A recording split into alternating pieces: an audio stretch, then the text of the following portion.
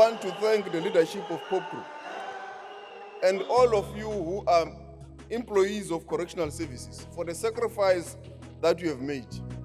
Because the first thing that we raised was that we are supposed to issue a tender to buy the uniform for the employees. And there is only another alternative, which we can only do if the leadership of organized labor in the department agree with us. And that was to refurbish, get new equipment for the manufacturing plant in Witbank, which has always been used to produce uniform for the correctional service officials. And you agreed for us to do so. As we speak now, the Witbank facility has the state-of-the-art technology and is now able to produce the uniform for the correctional service employees. Yourself, as a progressive trade union, you should be in the forefront, both to defend and protect the Constitution, but also to overhaul and reshape the Criminal Procedure Act. The majority of you here are on a day-to-day basis in the cold front of dealing with crime in our country, either in the South African Police Service or in the correctional centers of the Department of Correctional Services.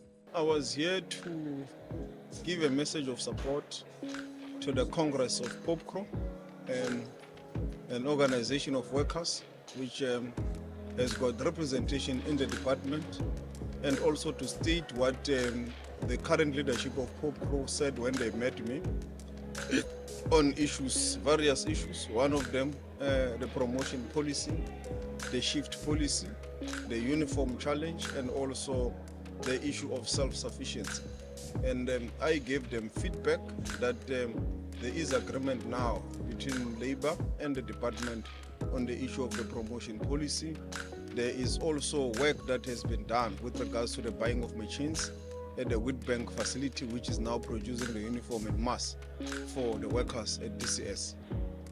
There is also a discussion with regards to the shift policy, which is not yet concluded, but I'm confident that a solution will be found between the department and organized labor. On self-sufficiency, we have worked across the country to recalibrate all the farms, the factories. So the department is now building a capable state that can stand on its own.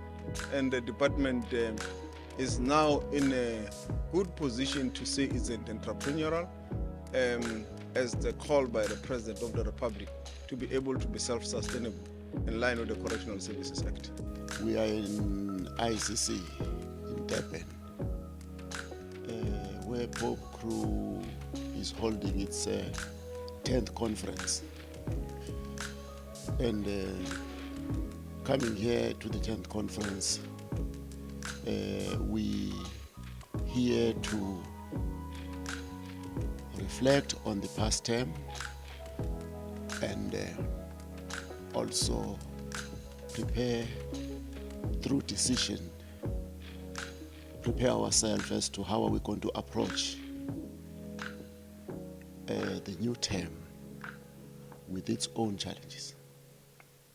But in the main, we invited those who will come with relevant reflection, which are ministers of police and minister of correctional services, because the two are very important to us, not as employers, but as people who together we could sit down and analyze situation on how could criminal justice operate, as well as how could we do things better in correctional service and in the police.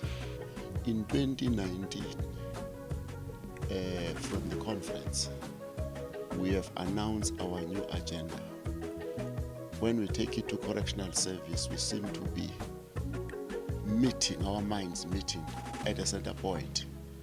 And we find ourselves as the union and the employer correctional service wanting to achieve the same objective.